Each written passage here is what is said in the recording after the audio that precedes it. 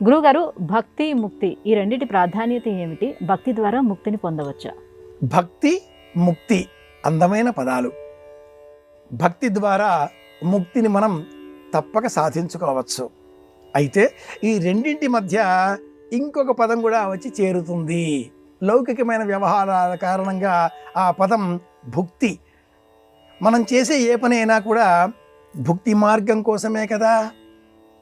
దివే విద్యే వేదితవ్యే. లోకంలో ఏదైనా రెండు విద్యలలో మనం సాధిస్తూ ఉంటాం. ఒకటి లౌకికమైన ప్రయోజనాలను చేకూర్చేది, రెండవది ఆధ్యాత్మికమైన జ్ఞానాన్ని పెంచేది. భక్తి సా కస్మైచిత్ పర ప్రేమరూప అన్న సూత్రాలతో నారద భక్తి సూత్రాలలో వివరింపబడి ఉండగా, ఏ లక్ష్యం పైన, ఏ రూపం పైన, ఏ నామం పైన, ఎవరిపైన మీకు ఏకాగ్రత కుదురుతుందో, ఎవరి మీద మీకు ప్రేమ ఉంటుందో, ఎవరిని తలుచుకుంటే మీ మనసు దుఃఖభగ్నం అవుతుందో వారి మీద మీకున్నది ప్రేమ, అది భక్తి అని మనకు నారద భక్తి సూత్రాలు వివరిస్తాయి. ఆ భక్తిని మనం ముక్తి కోసం మార్చుకోవాలి. ముక్తి కైవల్యం, చింతన, ముచల్ మోక్షనే, ఆలోచనల నుంచి విముక్తి. ముక్తి అంటే ఎక్కడికో వెళ్ళిపోవడం కాదు. ఉన్న చోటున, కూర్చున్న చోటున లౌకిక బంధనాల నుంచి విడుదల పొందగలగడమే ముక్తి. ఆలోచనల నుంచి విముక్తి పొందగలగడమే ముక్తి. అది అంత సులభమైనటువంటిది కాదు. మధ్యలో ఉన్న పదం భుక్తి.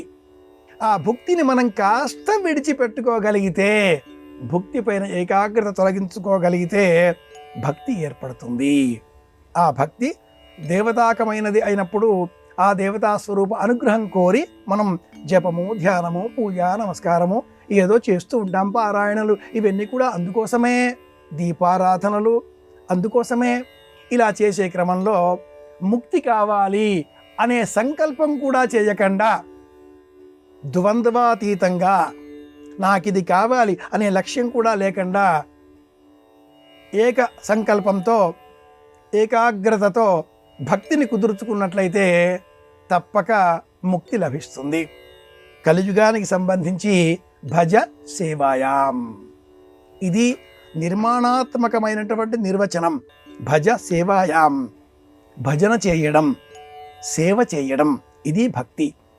ఆలయాలను పరిశుభ్రంగా ఉంచడం, ఆలయానికి వెళ్ళేటటువంటి భక్తులకు సహాయ సహకారాలు అందించడం, మనస్సును ప్రశాంతంగా ఉంచే ప్రయత్నం చేయడం, అన్నింటికంటే కూడా ఉంచి ఎలా ఉన్నామో, ఏం చేస్తున్నామో, ఎంతలో ఉన్నామో అంతలో తృప్తి అన్న పదాన్ని మనం సాధించగలిగితే ముక్తి సులభంగా వస్తుంది.